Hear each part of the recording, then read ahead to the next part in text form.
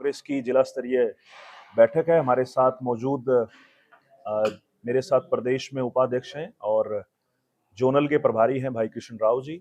उनके साथ प्रदेश में महासचिव और झज्जर जिला के इंचार्ज हैं युवा कांग्रेस के दुष्यंत यादव जी। हमारे मजबूत जिला अध्यक्ष झज्जर युवा कांग्रेस के भाई कुलबीर अहलावत जी। बहादुरगढ़ से हमारे विधानसभा के मजबूत अध्यक्ष सचिन जून जी। झज्जर के विधानसभा अध्यक्ष हमारे भाई राम अवतार जी, सुखविंदर पुनिया जी, विक्रम जी, हमारी सारी टीम, अंकुश दुहन जी और सभी साथी आज यहाँ मौजूद हैं। आज युवा कांग्रेस झज्जर जिले में आज हमने एक मीटिंग का आयोजन हम लोग कर रहे हैं। हरियाणा युवा कांग्रेस ने चंडीगढ़ के अंदर कुछ दिन पहले प्रेस वार्ता करके एक अभियान की शुरुआत करी है। उसी अभियान के माध्यम से आज हम झज्जर में पहुंचे हैं। युवा जोड़ो हरियाणा जोड़ो अभियान हरियाणा युवा कांग्रेस ने पूरे हरियाणा में चलाया हुआ है। जिला में जाकर, अलग अलग जिलों में जाकर नौजवानों की आवाज को बुलंद करने का काम युवा कांग्रेस कर रही है। हम लोगों ने 7 ऐसे मुद्दे, हरियाणा के नौजवानों से जुड़े हुए 7 मुद्दे युवा कांग्रेस ने चिन्हित करे हैं।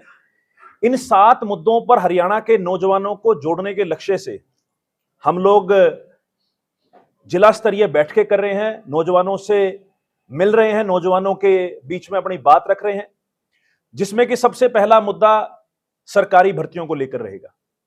आज आप देखिए हरियाणा के अंदर जो एचपीएससी एचएसएससी कमीशन है, जिनका काम हरियाणा के अंदर सरकारी रोजगार देने का है, आज ये भ्रष्टाचार के केंद्र बन चुके हैं। और कहीं ना कहीं मनोहर लाल खट्टर सरकार, जिसे मैं पेपर लीक सरकार का नाम देना चाहूंगा, कि जब से यह सरकार सत्ता में आई है तब से हरियाणा के अंदर शायद ही कोई ऐसी भर्ती हुई हो जिसका कोई पेपर लीक ना हुआ हो, या शायद ही कोई ऐसी भर्ती हुई हो जो कोर्ट के अंदर लटकी ना हो। तो पहला हमारा मुद्दा सरकारी भर्तियों को लेकर रहेगा। दूसरा हमारा मुद्दा अग्निवीर भर्ती योजना को लेकर रहेगा। जिस प्रकार से केंद्र सरकार सेना भर्ती की एक पॉलिसी लेके आई, जिसमें जो भी सैनिक सेना में भर्ती होगा उसको 4 साल के बाद यह सरकार वापस घर भेजने का काम कर रही है, उसको देखकर कहीं ना कहीं हरियाणा का नौजवान, क्योंकि हरियाणा जो है हमेशा सेना में जाना अपने लिए हरियाणा का नौजवान गर्व की बात समझता है, तो कहीं ना कहीं जो हरियाणा के नौजवान का सेना में जाने का सपना था वो भी ये सरकार चकनाचूर कर रही है। दूसरा हमारा मुद्दा अग्निवीर भर्ती योजना का रहेगा। तीसरा हमारा मुद्दा नशे को लेकर रहेगा। आज आप देखिए हरियाणा के जो कोर जिले हैं, जो सेंटर जिले हैं, जिनको हम कोर हरियाणा कह देते हैं, रोहतक है, झज्जर है, सोनीपत है, पानीपत है, जींद है, आज इन जिलों के अंदर भी नशा जो है वो कहीं ना कहीं नौजवानों के अंदर अपनी पकड़ बना चुका है। हम सुनते थे कहीं ना कहीं पंजाब के बॉर्डर जिलों में, सिरसा में, अंबाला में, कि नशा उन जिलों में ज्यादा था, लेकिन आज हालात ऐसे हैं कि बेरोजगारी की वजह से आज हरियाणा का नौजवान हताश है, निराश है, मजबूरन आज वो नशों के अंदर जो है वो जा रहा है। तो हमारा तीसरा मुद्दा नशे को लेकर रहेगा। चौथा हमारा मुद्दा, आज आप देखिए हरियाणा से लगातार नौजवान विदेशों में पलायन कर रहे हैं, चाहे वो कनाडा, ऑस्ट्रेलिया, अमेरिका जाने की बात हो कानूनी तरीके से, और चाहे वो गैर कानूनी तरीके से जाने की बात हो। आप देखिए लगातार आज रात को कई बार हम देखते हैं कि लोग पटाखे और रॉकेट छोड़ते हैं, वो कोई दिवाली नहीं मनाई जाती। जब हरियाणा का कोई नौजवान मैक्सिको के माध्यम से कनाडा, अमेरिका के अंदर जो है पहुंच जाता है तो वहां लोग जो है यहां खुशियां मनाते हैं। ऐसे हालात हरियाणा के अंदर हो गए हैं। हरियाणा का नौजवान कहीं ना कहीं विदेशों के अंदर पलायन कर रहा है। तो चौथा हमारा मुद्दा विदेश पलायन को है। पांचवा हमारा मुद्दा हरियाणा का शिक्षा स्तर जो गिरता जा रहा है। स्कूलों और कॉलेजों के अंदर लगातार जो शिक्षा का स्तर गिर रहा है, आप देखिए आज सरकारी स्कूलों के क्या हालात है। सरकारी स्कूलों के अध्यापकों को, मास्टर मास्टरनियों को पढ़ाने का काम आज हरियाणा के स्कूलों में नहीं हो रहा है। आज उनका काम हरियाणा के स्कूलों के अंदर परिवार पहचान पत्र, फैमिली आईडी, प्रॉपर्टी आईडी ठीक करने के काम पे मास्टर मास्टरनियों को लगाया गया है। तो जो प्राइमरी एजुकेशन हरियाणा के स्कूल्स में मिलनी चाहिए, जो मिडिल स्कूल्स में एजुकेशन मिलनी चाहिए, वो शिक्षा का स्तर निरंतर हरियाणा के अंदर गिरता जा रहा है। तो पांचवा हमारा मुद्दा शिक्षा को लेकर रहेगा।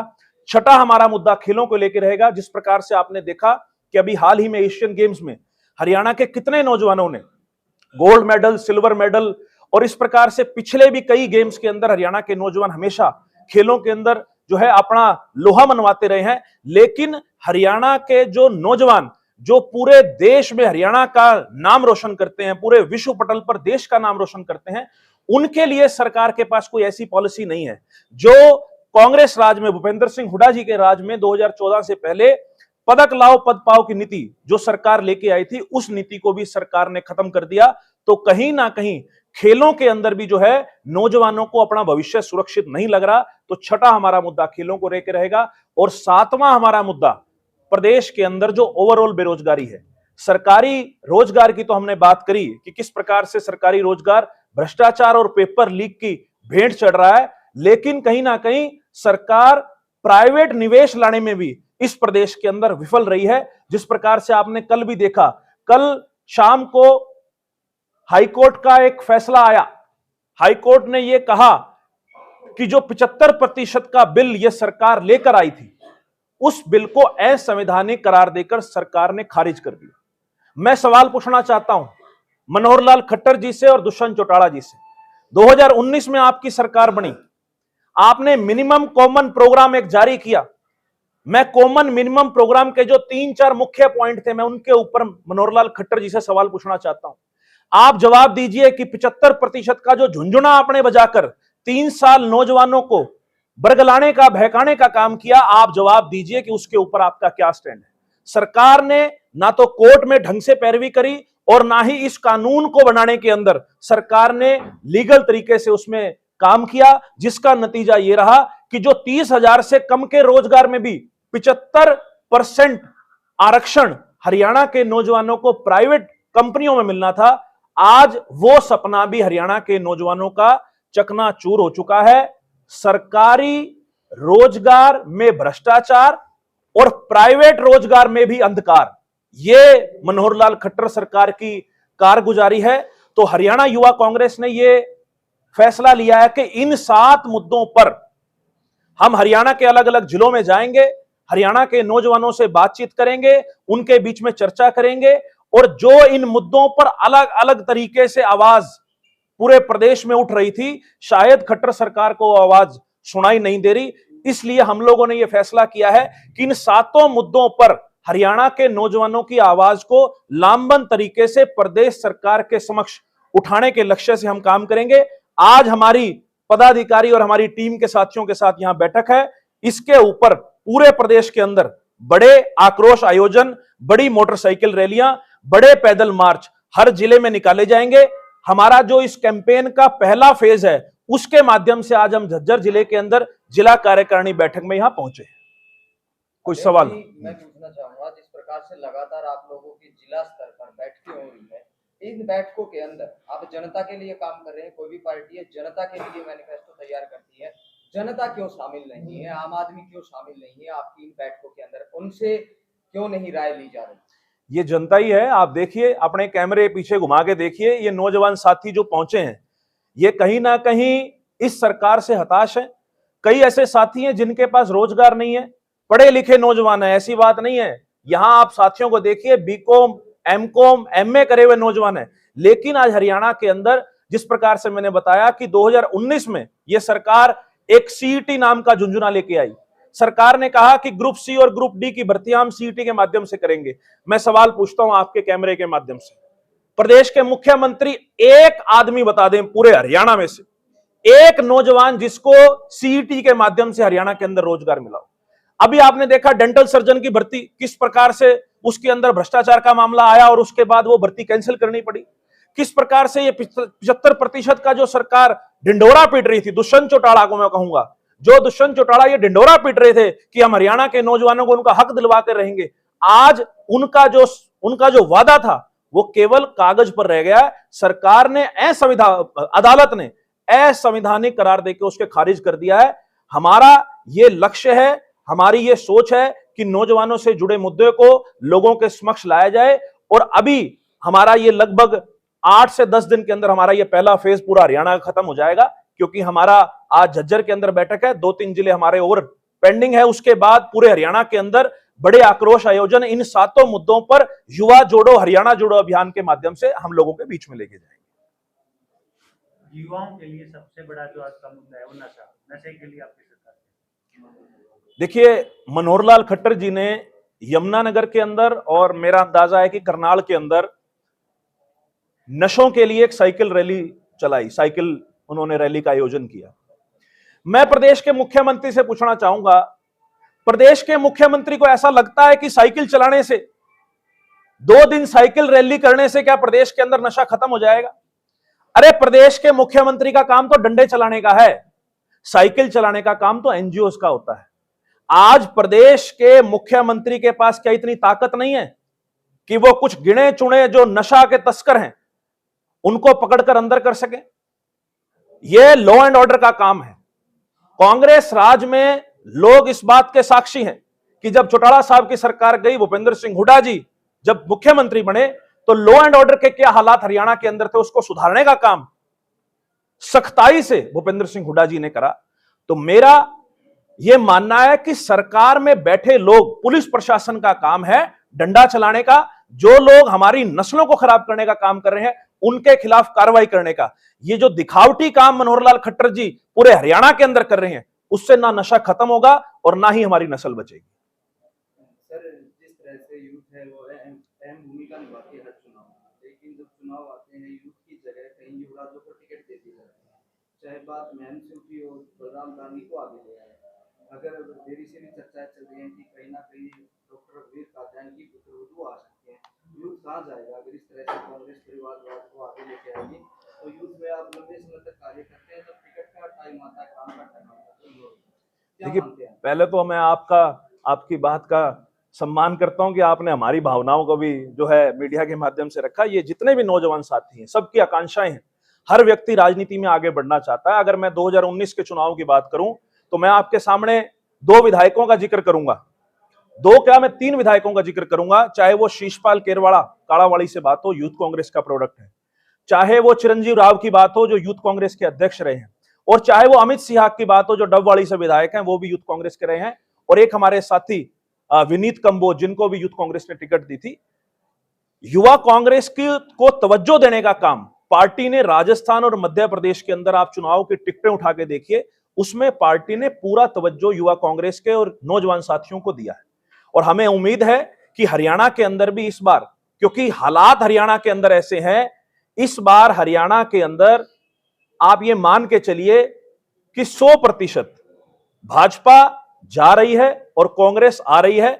और इस बार आपको यह देखने को मिलेगा कि 2024 के विधानसभा चुनाव में हरियाणा की विधानसभा में कई नौजवान चेहरे देखने को मिलेंगे। और बिल्कुल आपकी बात से हम 100% सहमत हैं कि कहीं ना कहीं कई बार ऐसा हो जाता है कि नौजवानों को दरकिनार किया जाता है, लेकिन हमारी यह कोशिश है कि जो हमारे नौजवान साथी बूथ पर मजबूत हैं, जो साथी ग्राउंड लेवल पर मेहनत कर रहे हैं, जो जिताऊ कैंडिडेट हैं, उनकी पैरवी 100% करेंगे, मजबूती से करेंगे, पार्टी स्तर पर अपनी बात मजबूती से रखेंगे। हमारे प्रदेश का कुशल नेतृत्व आदरणीय हमारे प्रभारी दीपक बाबरिया जी, भूपेंद्र सिंह हुड्डा जी, उदय भान जी, दीपेंद्र सिंह हुड्डा जी, उनसे भी हमारी लगातार इस बारे में बात होती है। और उनका भी इस बार जो है मन है कि कहीं ना कहीं नौजवानों को बढ़ाया जाए। जो नौजवान काफी लंबे समय से पार्टी के अंदर संघर्ष कर रहे हैं, उन्हें आगे लाकर विधानसभा में पहुंचाने का काम इस बार कांग्रेस पार्टी करेगी।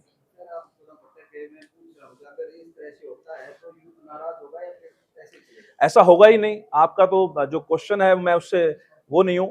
100% इस बार हरियाणा के अंदर हरियाणा युवा कांग्रेस के जो सक्रिय नौजवान साथी हैं उनको मौका दिया जाएगा, उनको आगे बढ़ाने का काम करेंगे। जरूरी नहीं है हर व्यक्ति को विधानसभा की टिकट दी जाए। आज जरूरत यह है कि हरियाणा के अंदर जो हालात हैं उनको कैसे सुधारा जाए, हरियाणा के अंदर जो झूठे लोग सत्ता के अंदर विराजमान हैं उनको कैसे बाहर किया जाए।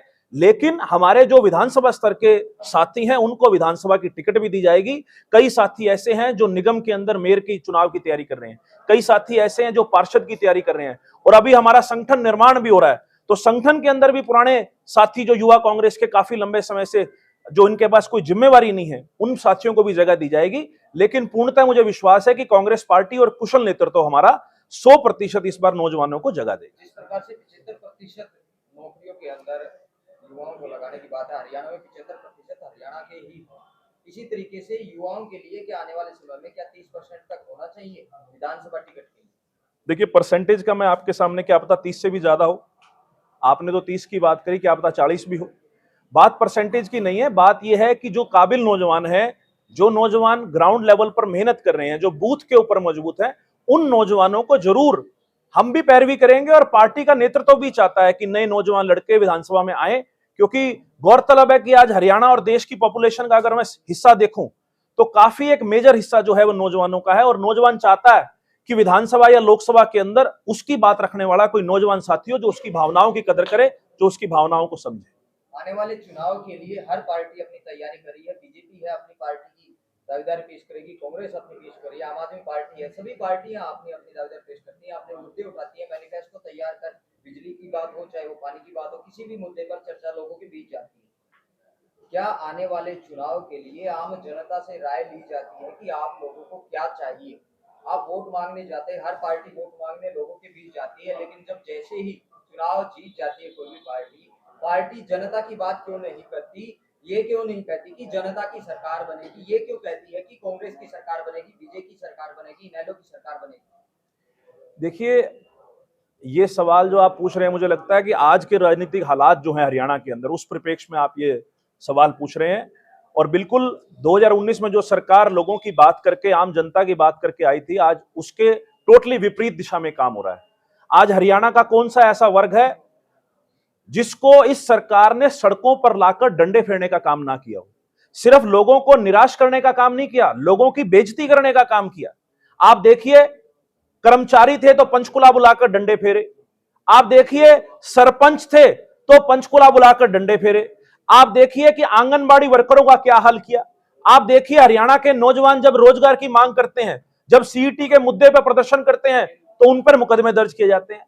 आज हरियाणा के अंदर जो हालात हैं, ये मैं हर जिले में जाकर कहता हूं, हरियाणा के अंदर जो आज हालात हैं, ये बात मैं दावे के साथ लिख के कह सकता हूं कि 2024 के विधानसभा चुनाव में भाजपा 10 का आंकड़ा भी नहीं छू पाएगी, और भाजपा के बड़े से बड़े मंत्री संतरी समेत हरियाणा के मुख्यमंत्री मनोहर लाल खट्टर का भी करनाल से लोग सफाया करने को तैयार बैठे हैं। देव जी, मैं फिर से आपके जवाब पर सवाल फिर से करना चाहूंगा, क्योंकि आपने जवाब ही ऐसा दिया है कि हरियाणा के अंदर बीजेपी ये कर रही है, बीजेपी गलत चल रही है। पार्टियां अपना जो है अच्छा वो क्यों नहीं दिखा रही, दूसरे की बुराई करने पर उतारू रहती हैं, वो अपने आप ही आगे बढ़ता जा रहा है। देखिए, हम तो तराजू के ऊपर तोल के आपको कह सकते हैं, जनता को कह सकते हैं। आप देखिए भूपेंद्र सिंह हुड्डा जी की कांग्रेस पार्टी की जब सरकार थी 10 साल की, और आप देखिए मनोहर लाल खट्टर जी की ये 9 साल की सरकार, आप तराजू पे तोल लीजिए।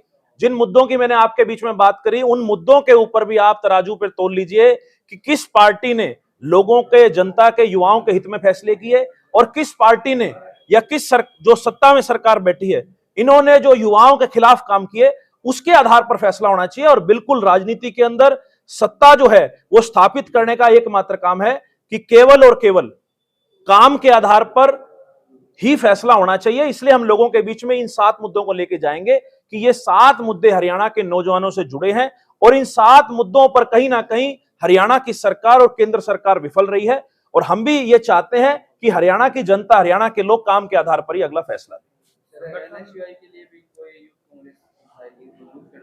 एनएसयूआई के हमारे नए अध्यक्ष नियुक्त हुए हैं, अविनाश यादव कोसली विधानसभा से हैं। उनकी कार्यकारिणी अभी जल्दी निर्माण हो जाएगी, तो मुझे लगता है कि उसके बारे में आप उनसे बात कीजिएगा तो बेहतर है। संगठन अभी तक तैयार नहीं हुआ। 2019 का चुनाव था, उसमें भी आपका संगठन तैयार नहीं था। विपक्षी पार्टी ये कह रही है कि जो अपना संगठन तैयार नहीं करते वो चुनाव लड़ते हैं। भाजपा के जो लोग हैं उन्हें यह भी सोचना चाहिए कि 2019 में गनीमत रखो कि हरियाणा कांग्रेस का संगठन नहीं था।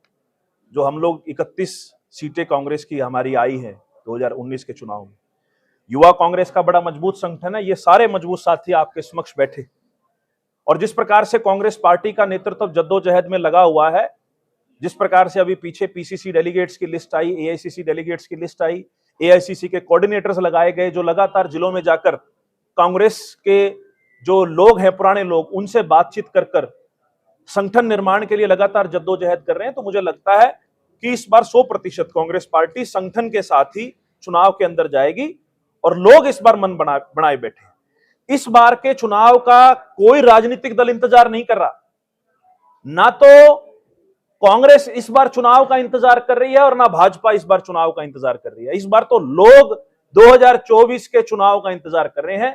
लोगों ने मन बना लिया है कि इस सरकार की, इस प्रदेश से हम 100% विदाई करेंगे। हर पार्टी कह रही है कि 2024 में हमारी सरकार बनेगी, हमारी सरकार बनेगी।